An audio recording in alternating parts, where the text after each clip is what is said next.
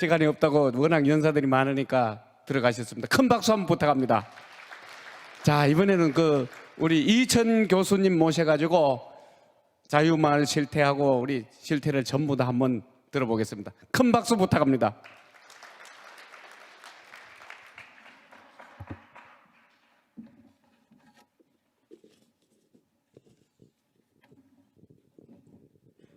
안녕하십니까. 반갑습니다. 이렇게 장로님들 앞에서 이렇게 이야기할 수 있는 것 너무 영광스럽게 생각하고요. 지금 대한민국에 여러분도 잘 아시다시피 2019년도 광화문에서 그 열기가 없었으면 대한민국 지금 윤석열 정부 탄생 못했을 거고, 그 주류 세력이 바로 기독교 세력인 것은 다 아시지 않습니까? 지금 현재 대한민국 앞에 아직 잠볼 정리뿐만 아니고 거대한 적들이 있습니다. 그래서 이들을 제거하고 대한민국의 체제를 반듯한 나라로 다시 건국하기 위해서는 오늘 우리는 지금 이 전투를 계속해야 한다고 생각을 합니다. 제가요 2012년도에 제 인생에서 전체를 볼 때 가장 고통스러웠던 시기는 2012년도였습니다. 왜냐하면 여러분도 잘 아시는 2012년도에는 4월에는 총선이 있었고 12월에는 대통령 선거가 있었습니다. 대통령 선거의 후보는 문재인과 박근혜 후보였습니다. 그런데 2011년도에는 뭐가 있었느냐 하면은 8월 달에요. 인천 중심으로 활동하던 왕재산에는 간첩단이 적발이 됐죠. 그때 그 수사 과정에서 이게 자료가 다 드러났는데요. 북한의 2255국이라는 대남 공작 기관에서 지령을 내렸어요. 2012년도 총선 대선에서 적극 개입하고 그때 방법은 이러이러해라. 자, 민노당을 통진당으로 확대 개편하고 민주당과 야권 연대를 해서 총선 대선에서 승리하라고. 이미 언론에 다 노출이 됐음에도 불구하고 우리 국민들은 까마득히 모르고 정치권도 그 문제 시비 하나도 안 걸고 놔뒀습니다. 그런데 3월 달에 바로 야권 연대 결성식이 이루어졌고 총선에서는 이제 통진당이 국회의원 13명 당선되고 220만 표 얻고 그다음 국민의 10.3%가 통진당을 지지하는 사태에 이르렀습니다. 민주당과 통진당 이석기 그룹이 주도하는 통진당이 드디어 강력한 정당으로 등장한 그런 시점이었습니다. 이제 그 연대체가 대선까지 임한다면 바야흐로 문재인과 이석기의 공동정권이 등장할 그런 위기의 상황이었습니다. 저는 사는 맛이 나지 않았습니다. 그랬는데 5월 달에 이제 하나님께서 역사를 하셔서 통진단 내의 비례대표 부정 문제 때문에 그것이 다 언론에 노출이 2~3개월 이상 노출이 되면서 이제 국민들이 그때서야 깜짝이 아니 통진당이 보니까 심각한 종북 세력이 거기에 또아리를 들고 있었네. 그래서 지지율이 뚝 떨어지면서 야권 연대가 깨지고 겨우 문재인 대통령 혼자 나왔는데도 불구하고 아까 우리 정광훈 목사님께서 말씀하셨던 것처럼 오전에 2%가 문재인한테 박근혜 후보가 지고 있었다는 사실이잖아요. 그래서 정광훈 목사님이 부랴부랴 그런 어떤 컴퓨터적인 기술을 이용해서 모든 국민들에게 막 알려가지고 겨우 지팡이 짚고 노인네들이 어떤 군인들이 나오고 할아버지 할머니들이 나와가지고 결국은 겨우 골든 크로스 일어나서 박근혜 후보가 당선됐지 않습니까?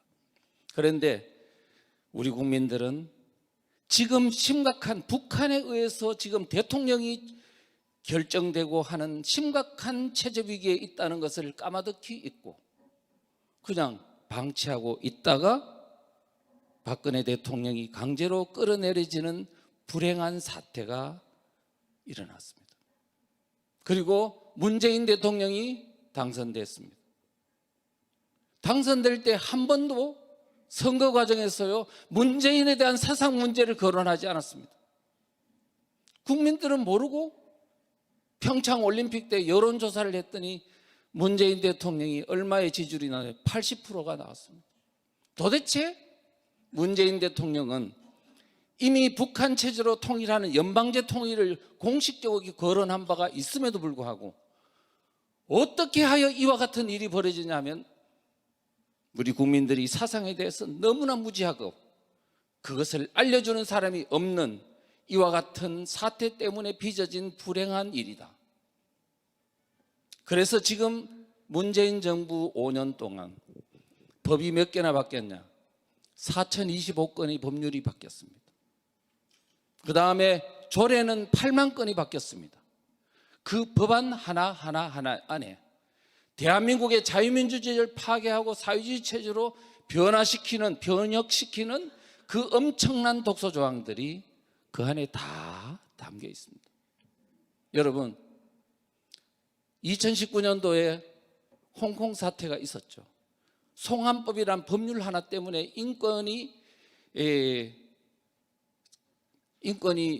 이제 침해를 당한다 해서 그걸 반대하기 위해 700만 명의 홍콩인 중에 200만 명이 뛰쳐나온 거 아시죠? 베네수엘라가 사회주의 체제로 바뀌는데도요 49개 법률로 바뀌었습니다. 그와 같은 지금 엄청난 지금 체제 변혁적 의도를 가진 문재인 정권이 5년 동안 이렇게 체제 바꾸는 노력을 했음에도 불구하고 국민들은 어떻게 생각하냐? 국회에서 만든 법률에 따라서 이렇게 바꾸는 것이니까 자유민주주의적인 절차에 따라 하는 것이고 이거는 자유민주주의 체제가 지켜지는 거 아니냐라고 착각하게 하는 거예요. 북한이 공산정권을 만드는 과정, 사회주의 체제로 확립되는 과정이 10년 걸렸는데요. 그때 다 사람 죽이고 한 거 아닙니다. 토지개혁할 때는 토지개혁령이라는 합법적 법령으로 그 다음에 중요산업 국유화령으로 모든 법률적 조치로 체제를 바꿨다는 사실을 아셔야 합니다. 그래서 우리는 지금 현재는 어떤 상태냐? 자유민주주의 지켜지는 상태가 아니고 문재인 정권을 거치면서 이미 뒤집어진 상태. 거기다가 법제화 작업이 다 끝나서 상당 부분이 완료됨으로 인해서 대한민국은 현재 사실상 적화된 상황입니다.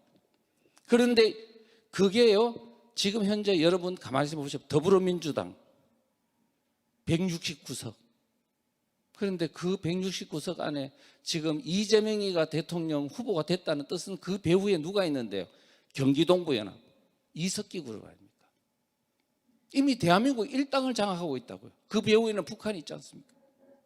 민노총 경기동부연합의 양경수가 위원장입니다. 그렇다는 뜻은 민노총도 결국은 종북 세력과 배후에 북한이 장악하고 있다는 뜻입니다. 그러면 대한민국의 경제를 장악하고 있다는 뜻이에요. 교육, 정교조와 교육감 이런 것들이 장악하고 있죠. 지금 이러한 상황으로 볼 때 지금 대한민국의 상당 부분의 모든 진지는 그들의 손에 들어가 있구나. 자, 그런데 지금 마을이 위험한 겁니다. 마을은 도대체 어떻게 해서 이렇게 위험 상태에 빠진 것일까?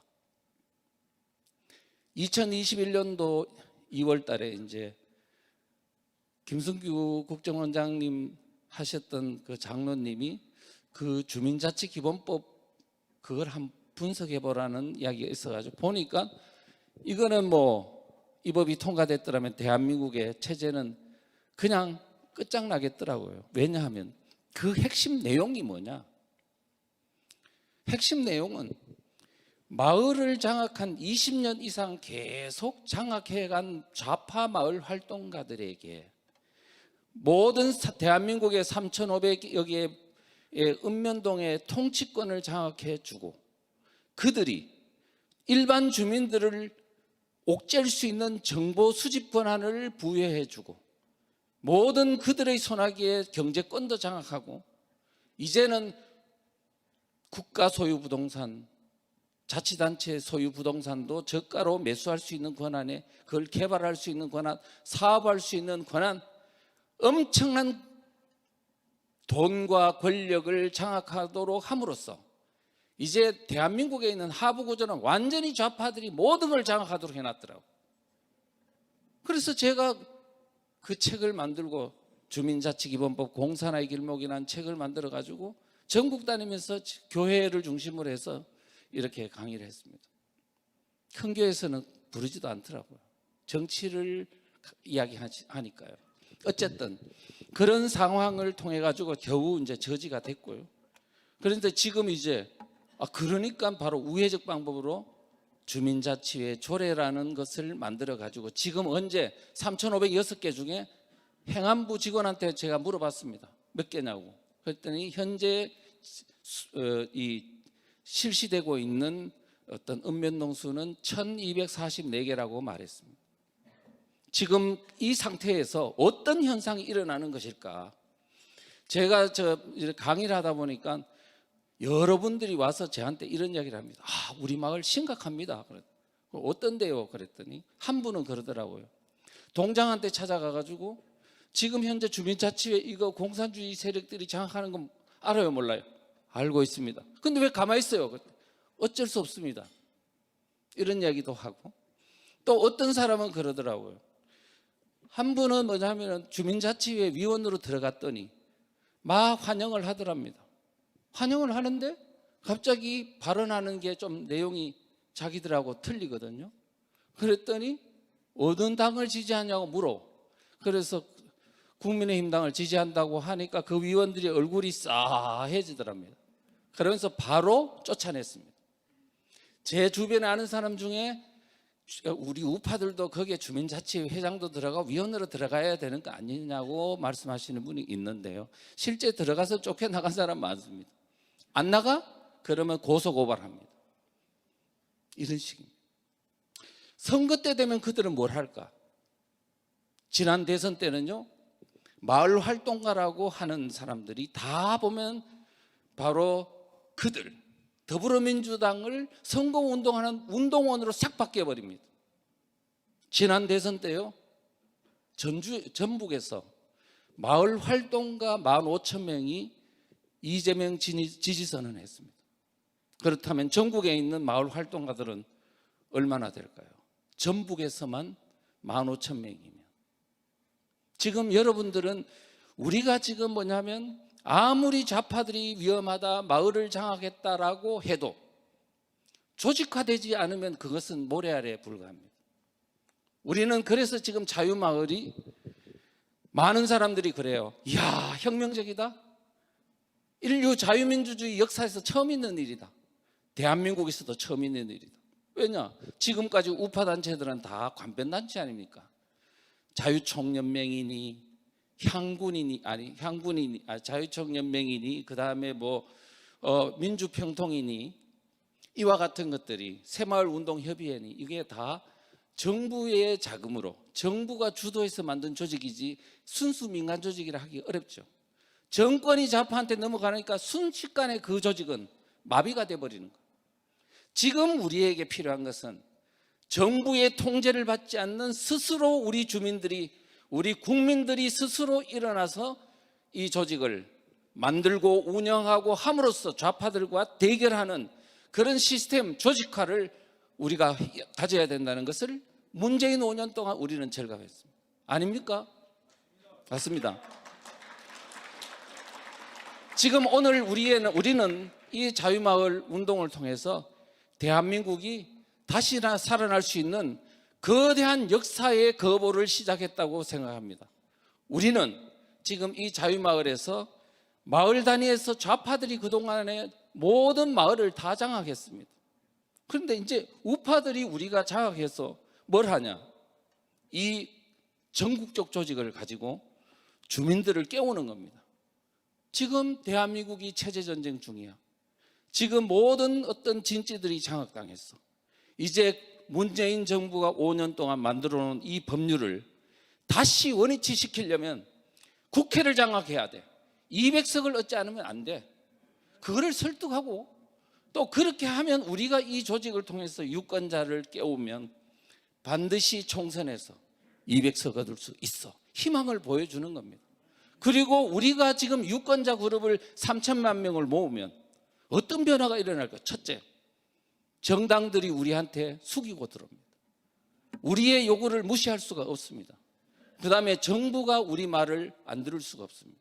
왜? 강력한 국민의 힘이 바로 원하기 때문에.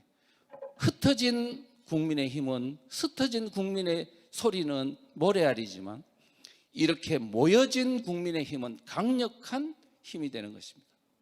그 다음에 또 우리가 지금 현재 이 자유마을 운동에 함에 있어서 꼭 알아야 될 것은 무엇이냐 하면은, 지금 자유마을 운동을 할 때 우리가 지금 여러분들도 아시다시피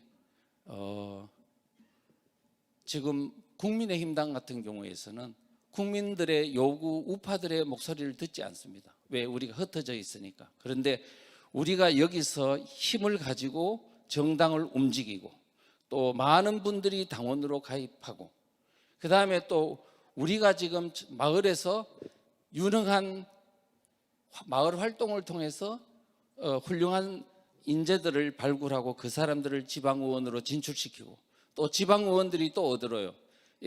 도지사로 자치단체장으로 진출시키고 그 다음에는 국회의원으로 진출시키는 이런 충원 루트를 통해서 우리 우파들이 원하는 새로운 인재들을 발굴하는 그런 인재 루트를 확보할 수 있다 하는 것이 이 자유마을 운동의 또 다른 매우 중요한 요소다.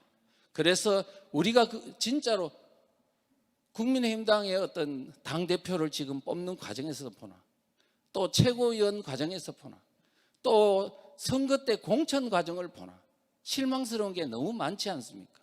그래서 우리가 이와 같은 실수를 반복하지 않기 위해서는 우리 스스로 이제는 인재를 양성하는 충원 루트를 확보하고 만들어 가야 된다고 생각을 합니다. 자, 그렇게 하고요. 그 다음에 이제 지금 이 자유마을을 만들어 가는 과정에서 꼭 명심해야 될 부분은 사상적인 교육을 중점적으로 하셔야 된다는 말씀을 드리겠습니다. 무슨 얘기냐면요. 지금 우리나라가 자유민주주의 세력의 나라, 그거를 다른 말로 하면 우익의 나라죠. 우익의 나라, 또 다른 말로 하면 우파의 나라라고 할 수 있습니다. 그런데 국가보안법도 살아있고 간첩은 여기서 되면 안 되고 종북적 반체제 사상은 허용되지 않는 나라였는 우리 대한민국에서 어느 틈엔가 반체제 세력이 서서히 모든 대한민국의 진지를 장악하더니 이제는 뭐냐면 선거를 통해서 그들이 정권을 잡는 사태까지 이르게 됐고 체제가 전복되는 사태가 이제 우리가 겪었지 않습니까? 그렇다면 도대체 뭐가 문제였을까? 지금 뭔가 우리가 지금 홀려가지고 지금 홀리지 않고서야 어떻게 정상적인 상황에서 반체제 세력이 선거를 통해서 정권을 잡냐고요. 문제는 뭐냐 하면 우리는 1990년도 전후에 동구공산권, 소련과 같은 동구공산권이 이제 무너진 후에 이제 자유민주주의는 이제 승리했다.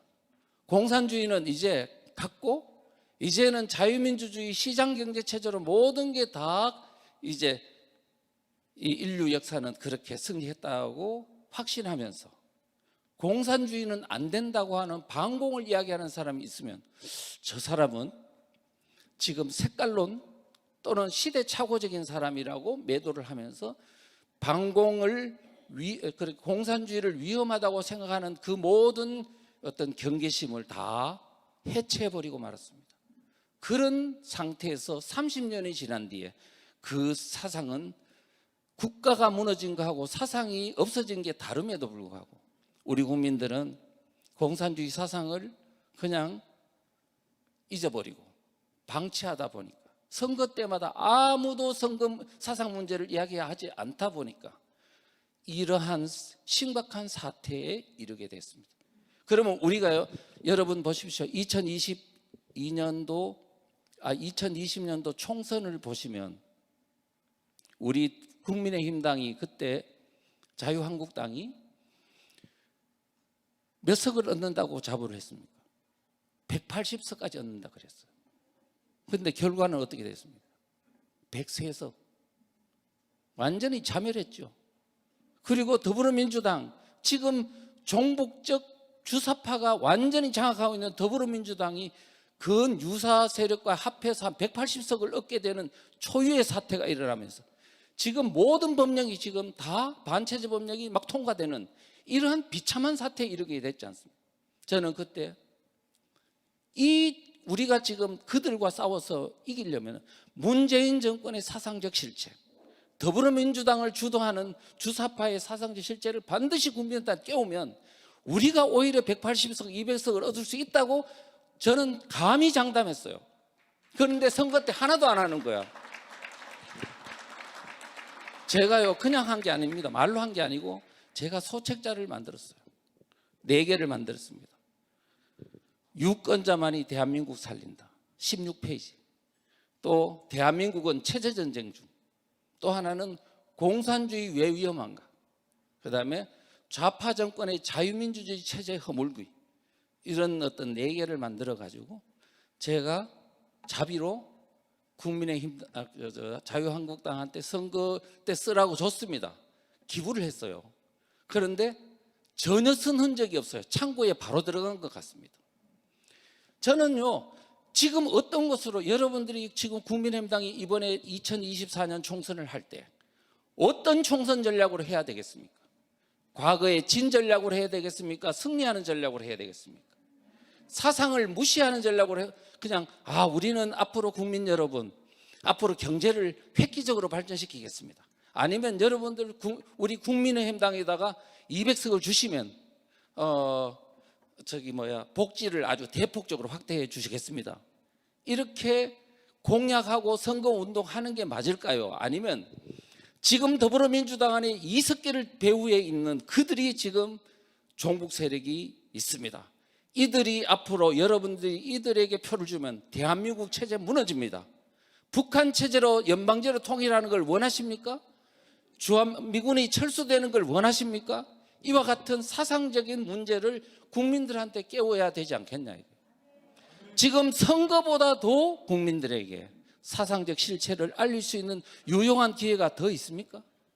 지금 우리는 선거라는 목적을 200석을 앞두고 200석을 위해서 우리는 해야 될 일은 지금 국민들에게 마을에 있는 주민들에게 자유마을 조직을 통해서 지금 대한민국은 체제전쟁 중입니다. 위험한 상태에 이르렀습니다. 암세포가 전국에 퍼져 있습니다. 여러분들 깨어나십시오. 불이 났습니다. 이와 같은 것들을 알려주고 체제 위기를 마을에서도 지금 좌파들이 장악하면 6.25 전쟁 때 마을에서 좌파 주민들이 북한군과 합세해서 얼마나 많은 사람들을 우익들을 죽였습니까? 여러분 앞에 있는 사진들이 다 그런 것들을 보여주시면 됩니다. 그러면 우리는 지금 6.25 때 겪었던 그 비참한 마을에 있는 상황들이 다시 재현될 수 있습니다 라고 경고를 해주면서 지금 그 주민들을 깨우는 사상적으로 각성하는 노력을 전개한다면 반드시 저는 국민들은 거기에 호응하고 반응할 거라고 생각합니다. 왜냐하면 제가 자유마을 발대식이나 이런 데 가서 강의를 해보니까 많은 분들이 오셨어요. 처음으로 예수도 안 믿고 그 다음에 서로 오신 분들도 많았는데 어떻게 오셨습니까? 라고 물으면 내가 생각했던 건 나라가 너무 위험해요. 강의를 들어보고 자료를 보니까 이제 안 되겠어. 친구들 데리고 와야 되겠어. 지금 밑바닥에서 불이 일어나고 있습니다. 우리가 지금 현재 이 자유마을에 참여하면 경제적으로 이득이 된다. 아니면 인맥을 넓힐 수 있다. 이런 걸로 지금 그분들이 나오겠습니까? 안 나옵니다. 오늘 우리가 살아야 될 대한민국 자유민주주의 체제가 무너진다. 지금 6.25 전쟁 때 겪었던 마을의 그 슬픈 사연들이 바로 우리 지금 마을에서 다시 일어날 수 있다는 그 위기의식이 바로 국민들 그 주민들로 하여금 안 되겠다. 자유마을에 가서 내가 이름에다 올려야지 하면서 걸어 참여하게 하는 동력이 되고 모이면 그것이 결국 대한민국을 역사를 바꾸고 반체제 세력들을 몰아내고 앞으로 우리 대한민국에서 이렇게 만들어진 성공 경험과 모델을 지금 무너져 있는 유럽과 미국과 전 세계 자유민주주의 국가들에게 적용함으로써 세계사적인 어떤 혁명적 변화를 가져올 수 있는 우리가 지금 선구적인 어떤 운동을 하는 것이다, 이렇게 생각하시면 좋겠습니다. 그래서 지금 제가요 각 곳곳에 가보니 지금 현재 어떤 분은 김천에 있는 어떤 여자 목사님은 제 강의를 듣고 소책자를 보고 해서 자기만의 이 노트를 만들었더라고요. 노트를 만들어 가지고 그걸 가지고 주민들한테 알려보니까 어떻던가요? 효과가 100%래요. 그냥 팍팍 쓰러지더라는 거예요. 효과가 있다는 뜻입니다. 그래서 강의 한번 슬쩍 듣는 거로는 안 된다는 말씀을 드리고, 그래서 지금 큰 책자를 보시면 좋지만 그렇지 않은 분들은 대한민국은 체제전쟁 중, 그 다음에 32페이지입니다. 요거는 다시 마을로 가는 체제전쟁, 6.25 전쟁 때 마을에서 일어난 그 사상전, 그것이 지금 다시 대한민국의 마을에서 좌파들이 장악하면 그 비참한 상황이 재현될 수 있다는 그런 경종과 실제 이와 같은 마을의 현상이 일어나고 있다는 것을 설명한 것입니다. 그래서 이런 것들을 가지고 이제 한 5명쯤 모여가지고 줄을 껐습니다. 그리고 한 주제별로 서로 토의를 합니다. 경험담 이야기도 하고 부모님께 들은 이야기도 하고 또 책에서 본 이야기를 하면서 그 내용을 토의하는 것을 서기가 기록을 합니다. 기록을 해서 그런 실제 사례들 집을 모아가지고 이 책자와 사례집을 같이 공유하면서 이렇게 활용하시면 주민들을 깨울 수 있는 유용한 무기가 될 것이라고 생각합니다. 오늘 이제 대한민국의 체제가 바뀌고 공산체제, 그러니까 북한 체제로 흡수된다면 가장 피해를 볼 대상은 기독교입니다. 그거는 6.25 전쟁이 잘 말해주고 있습니다. 그래서 우리는 자유민주 체제를 지키는 것이 곧 우리의 생명과 재산을 지키는 일일 뿐 아니라 기독교를 수호하고 그런 어떤 것이라는 것을 잘 깨달으시고, 오늘 우리는 바로 그거는 단순한 문제가 아니고 하나님과 예수님의 나라를 지키는, 그리고 수호하는 그런 역사적 사명이 있다고 생각하시고 꼭 적극적으로 동참해 주시면 고맙겠습니다. 감사합니다. 네, 감사합니다. 큰 박수 부탁합니다.